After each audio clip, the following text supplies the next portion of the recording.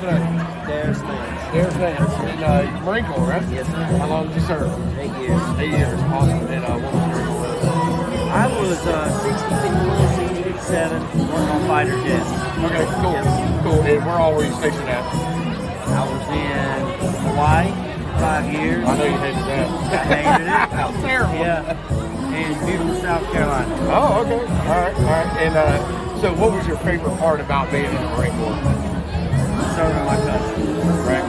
Pretty strong, man. Pretty strong. Makes me emotional, man. I Right. love my country. What inspired you to join? You know, my whole family's been involved either with law enforcement or military, and I just have love for the Marine Corps. Right. I can't explain it, brother. Right. It's just something that's embedded in you. Right. You felt it. That's what I didn't want to go anywhere else, just the Marine Corps. That's how I'm saying, man. Well, we appreciate you sharing that with us. And like I said, I'm Nathan, and this is Jesse, and we're with Operation Fire Flag. And what we do is honor those that have served our country and our community. Well, thank you. So, my brother, Appreciate it.